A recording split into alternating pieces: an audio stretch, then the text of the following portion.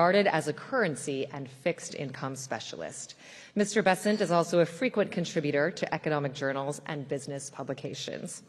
Secretary Bessent will deliver keynote remarks followed by an in-conversation session with Tim Adams, who will join the Secretary on stage shortly after. Secretary Bessent, the stage is yours.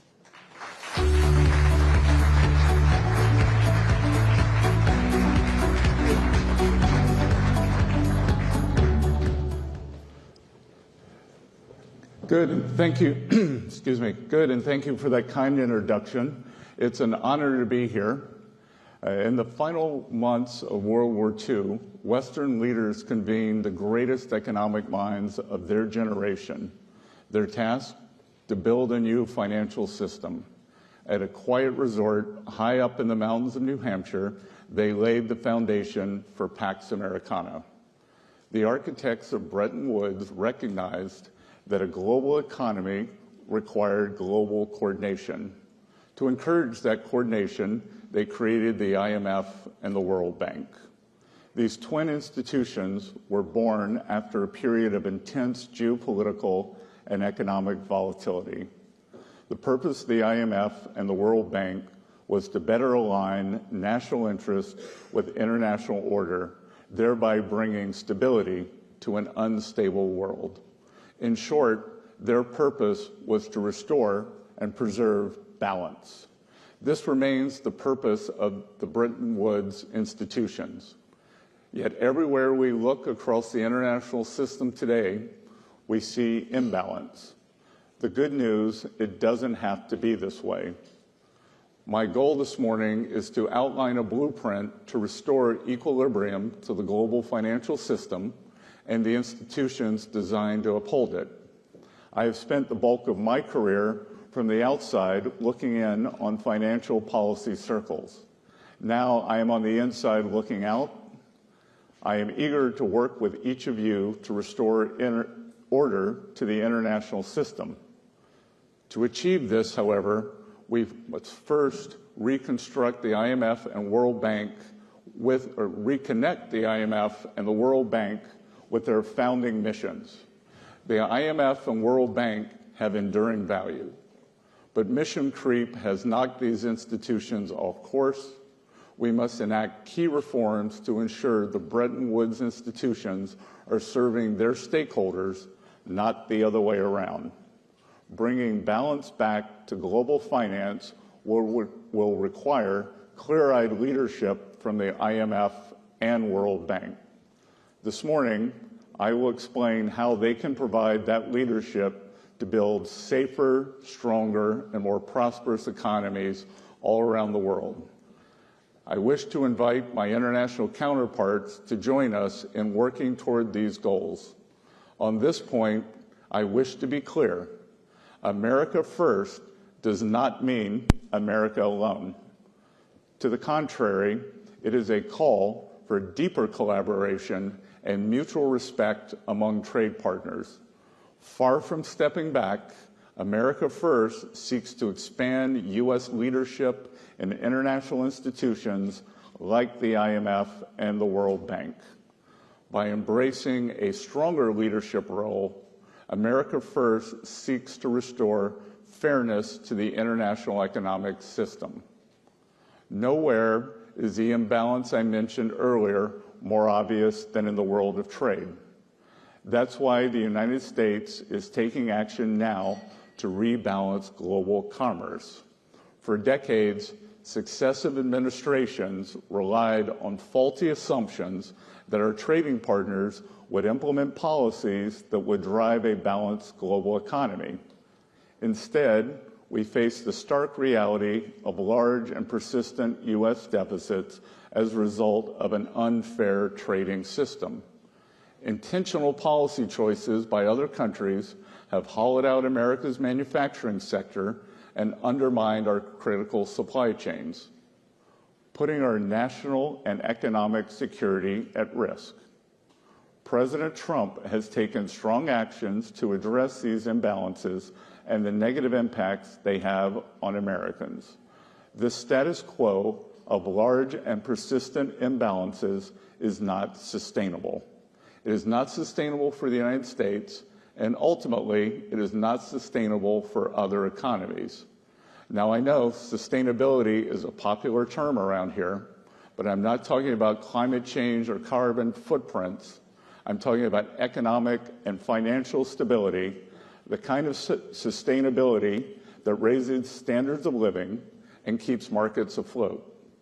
International financial institutions must be singularly focused on upholding this kind of sustainability if they are to succeed in their missions. In response to President Trump's tariff announcements, more than 100 countries have approached us, wanting to help rebalance global trade. These countries have responded openly and positively to the President's actions to create a more balanced international system. We are engaged in meaningful discussions and look forward to talking with others. China, in particular, is in need of a rebalancing. Recent data shows the Chinese economy tilting even further away from consumption toward manufacturing. China's economic system, with growth driven by manufacturing exports, will continue to create even more serious imbalances with its trading partners if the status quo is allowed to continue. China's current economic model is built on exporting its way out of its economic troubles. It's an unsustainable model that is not only harming China, but the entire world. China needs to change. The country knows it needs to change. Everyone knows it needs to change, and we want to help it change because we need rebalancing too. China can start by moving its economy away from export overcapacity and towards supporting its own consumers and domestic demand. Such a shift would help with global rebalancing that the world desperately needs. Of course, trade is not the only factor in broader global economic imbalances. The persistent over-reliance on the United States for demand is resulting in an ever more unbalanced global economy. Some countries' policies encourage excess savings, which holds back private sector-led growth. Others keep wages artificially depressed, which also suppresses growth. These practices contribute to global dependence on U.S. demand to spur growth. They also lead to a global economy that is weaker and more vulnerable than it should be. In Europe, former ECB President Mario Draghi has identified several sources of stagnation, and he has outlined several recommendations to get the European economy back on the right track. European countries would do well to take his recommendations to heart. Europe has already taken some long overdue initial steps that I applaud. These steps create a new source of global demand and also involve Europe stepping up on the security front. I believe global economic relationships should come to reflect security partnerships. Security partners are more likely to have compatible economies structured for mutually beneficial trade. If the United States continues offering security guarantees and open markets, then our allies must step up with stronger commitments to shared defense. The initial actions from Europe on increased fiscal and defense spending are proof that the Trump administration's policies are indeed working. The Trump administration and the U.S. Treasury are committed to maintaining and expanding U.S. economic leadership in the world. This is especially true at the international financial institutions.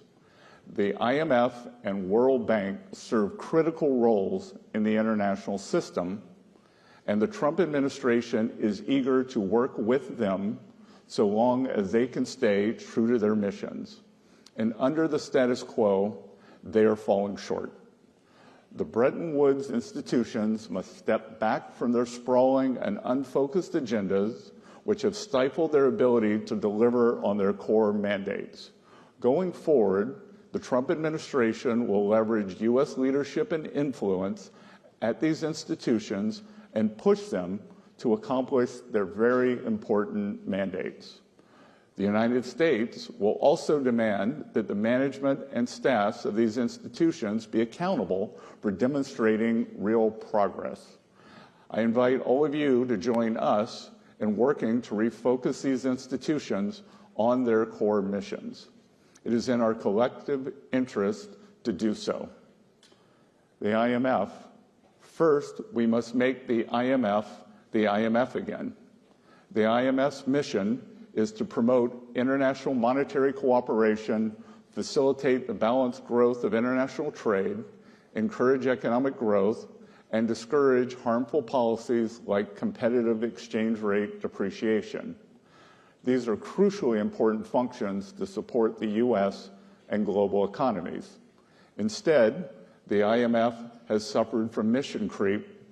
The IMF was once unwavering in its mission of promoting global monetary cooperation and financial stability.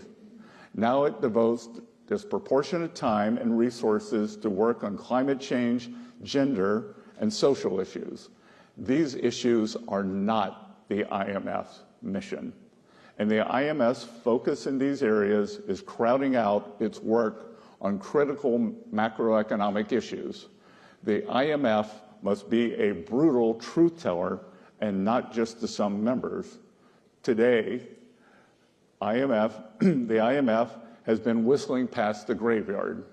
Its 2024 external sector report was entitled Imbalances Receding.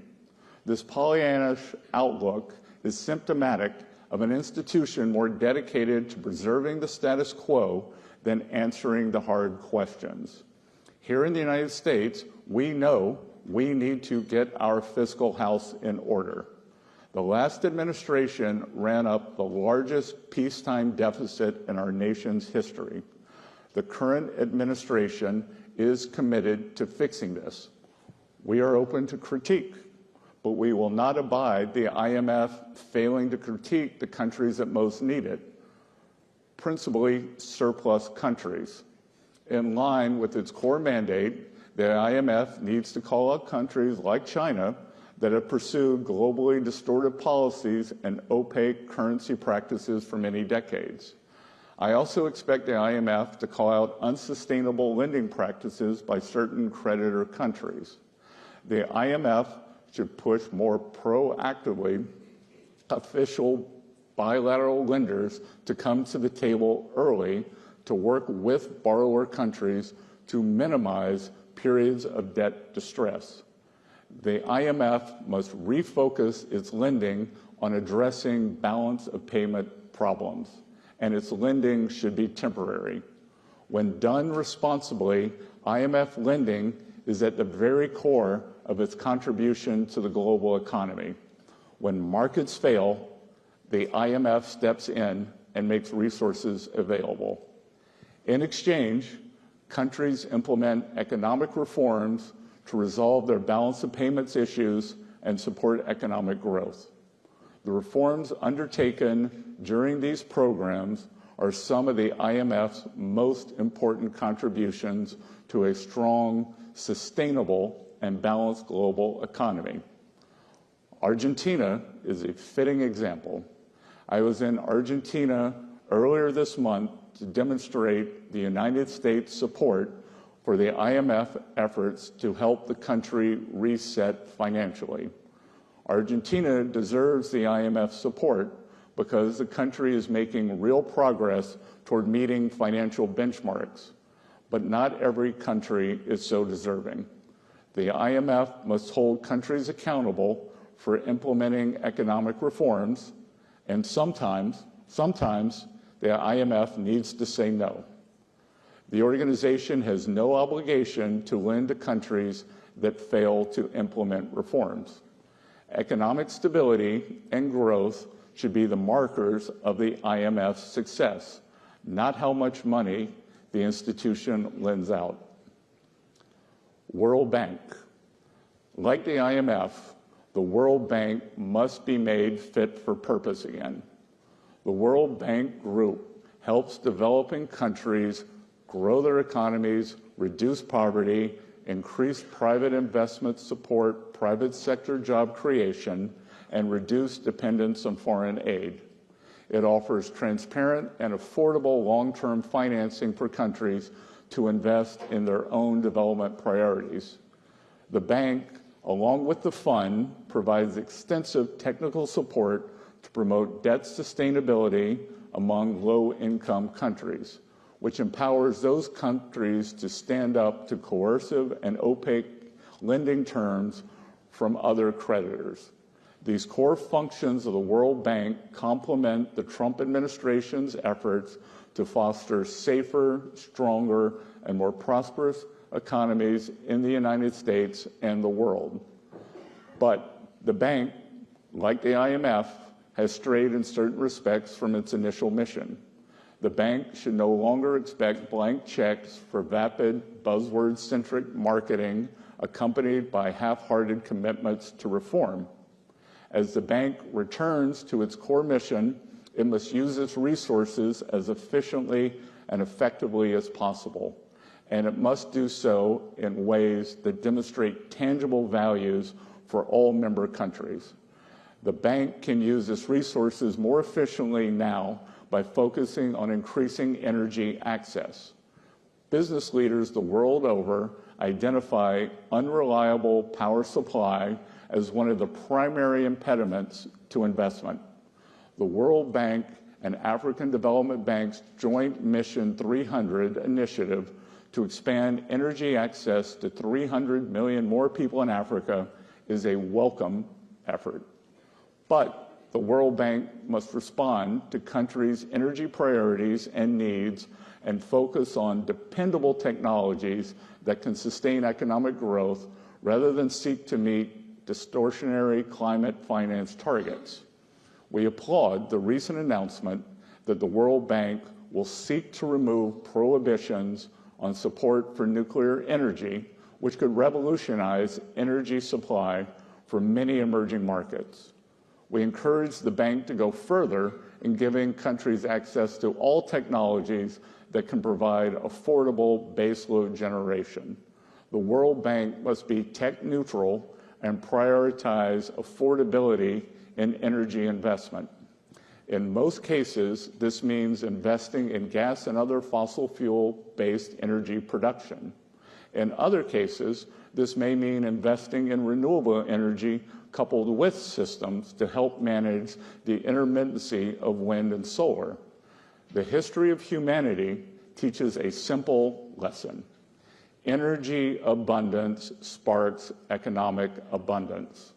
That's why the bank should encourage an all-of-the-above approach to energy development.